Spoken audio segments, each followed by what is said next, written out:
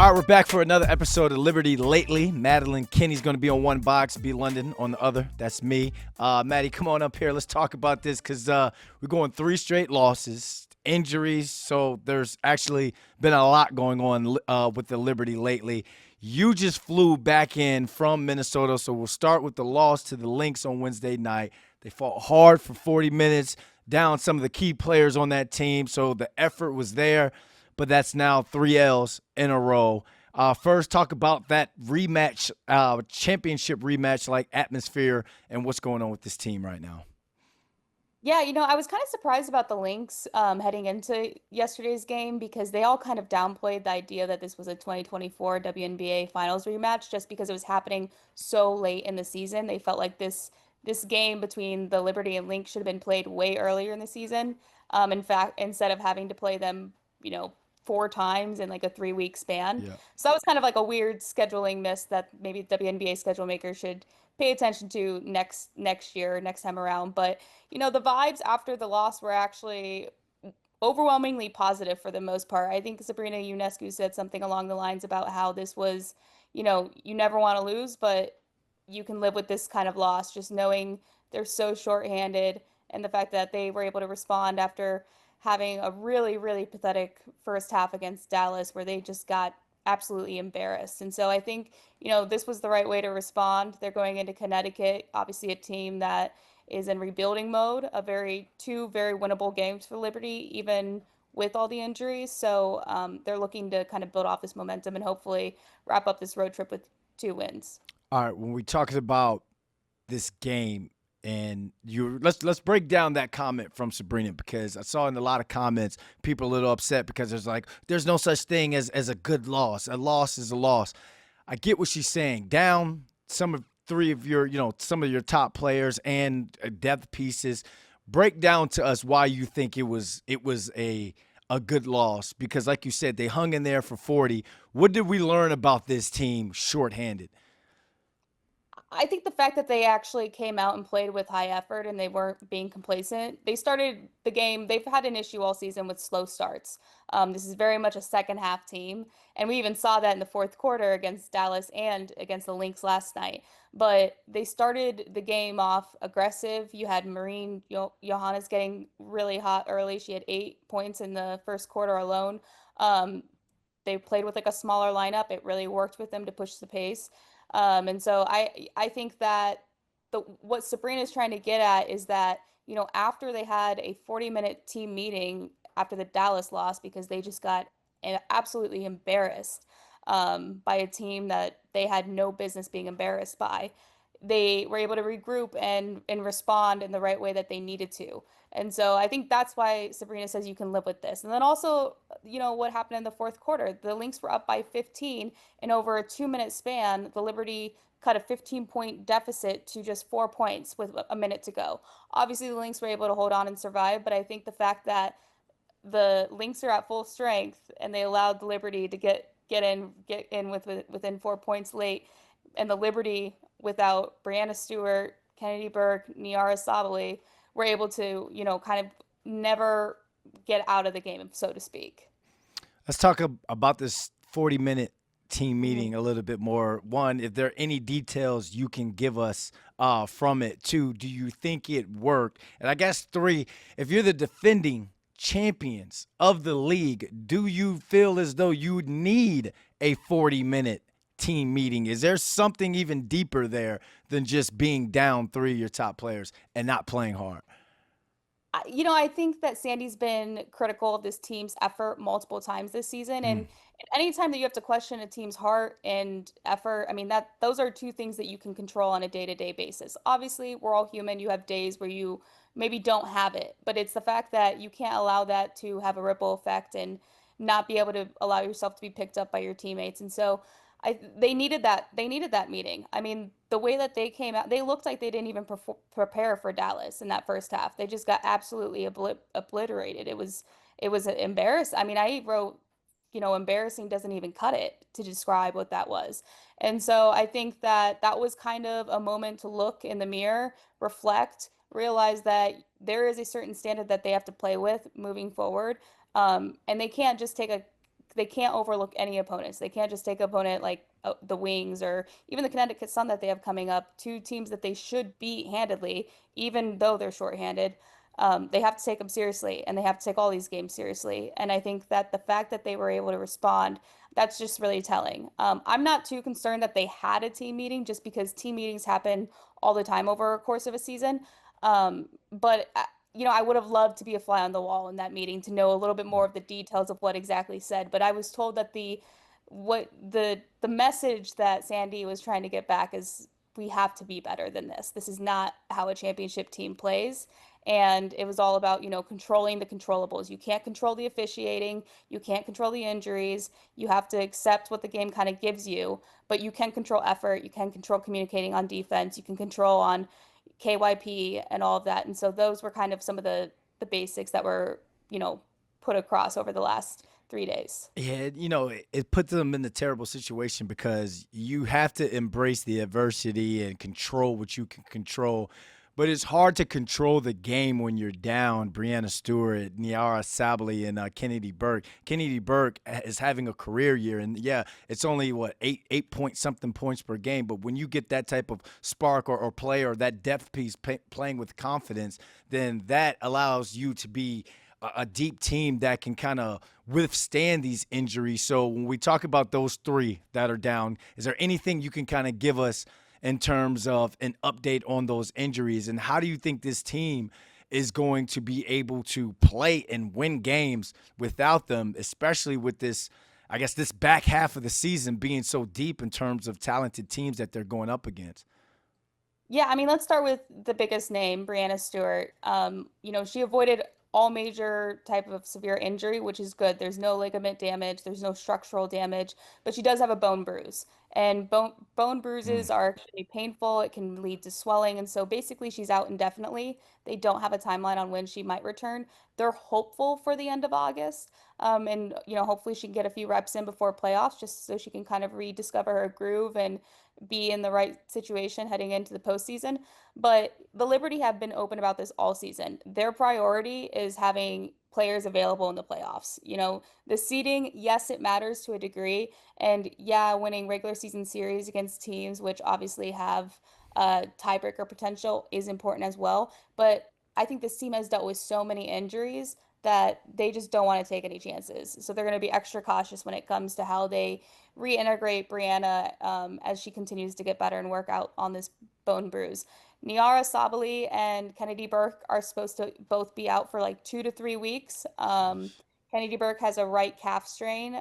She left Saturday's game with some cramping in her leg, and then she had imaging done Monday in Dallas, and that revealed the low grade strain. And then Niara, I mean, you just have to feel for her. She's dealt with so many knee injuries over her time.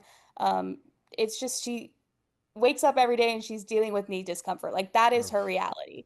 But what the Liberty have realized is that if she rests and rests long enough, they have seen progress in that. And so basically they just want her to get as healthy as absolutely possible for the late season push into the playoffs because they want her. They know that she's a key piece to this team and that she can provide that boost and be, a matchup nightmare for certain bench units for opposing teams. So I think, the Liberty feel good about the depth that they have, and their bench has already been tested and has been passing the test for the most part. I mean, we've seen Izzy Harrison's growth over the course of this season, how much more comfortable she is, and how much more aggressive, too, she has been scoring as of late.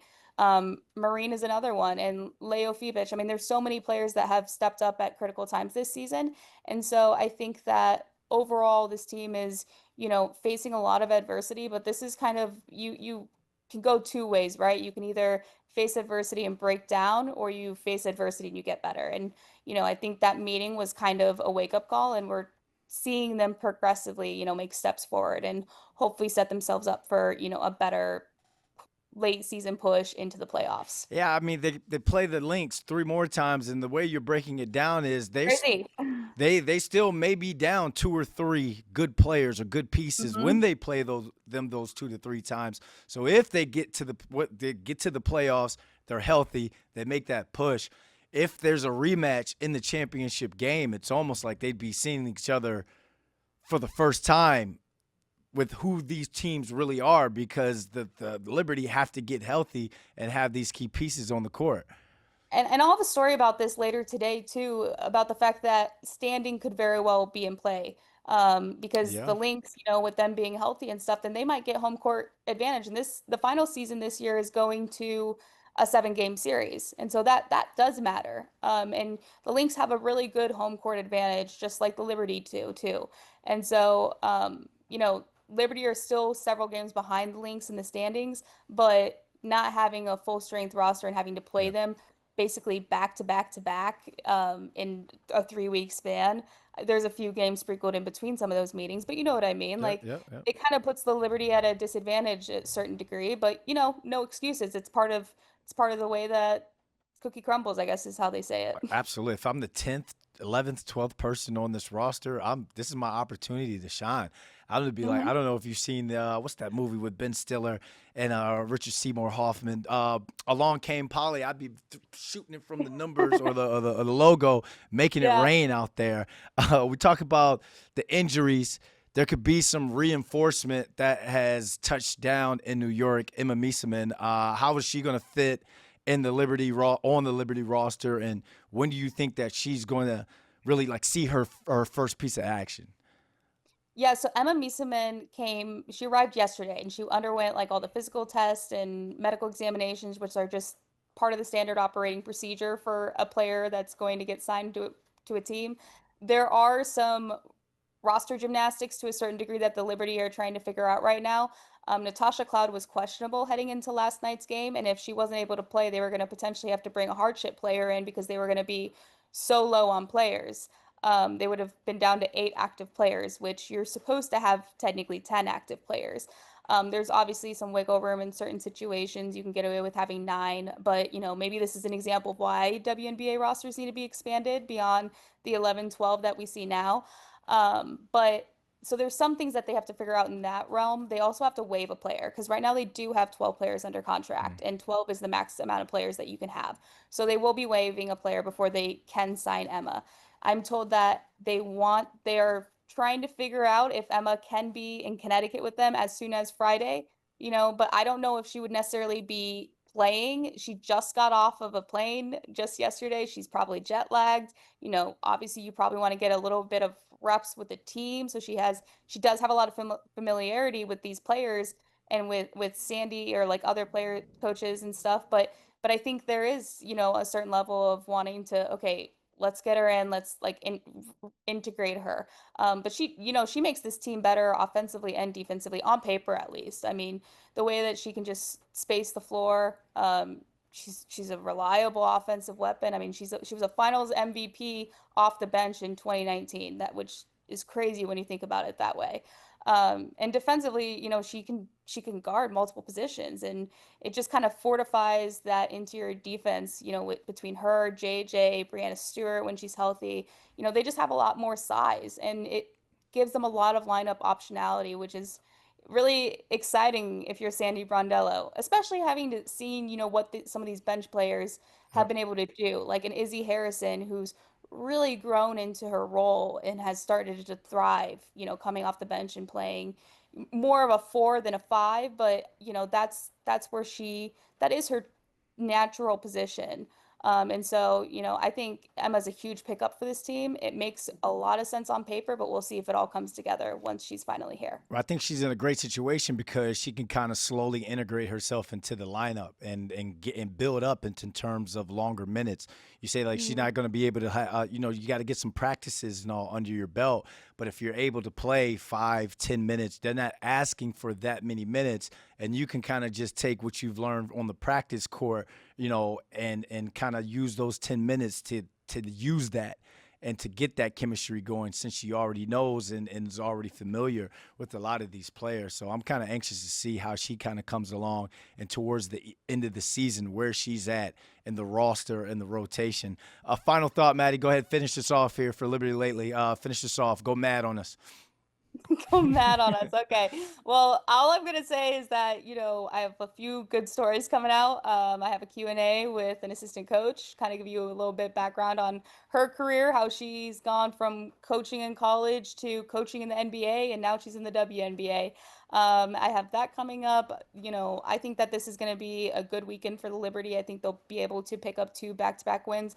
And we'll also be looking at the trade deadline, which is coming up. I will have a story on that as well.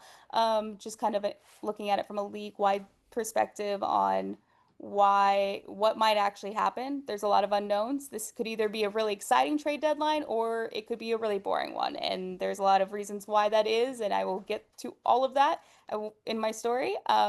But yeah, from Liberty, I think you just know that you're playing Connecticut not back to back in the sense that there is a day between the two games, but you should be able to carry the momentum that you started building in Minnesota into this game and then hopefully get back to a winning streak heading back home.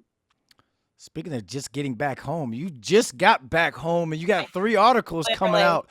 Take a break. Take a break. Talk to my bosses. No, I'm kidding. I'm kidding. I love, it's what's fun about this team is there's just so many storylines. So it's really exciting to, Nice. be able to write all about all these things. Again, like I said, there's a lot that's been going on with the Liberty lately. For Madeline, Kenney, I'm Brandon London. Thanks for watching another episode.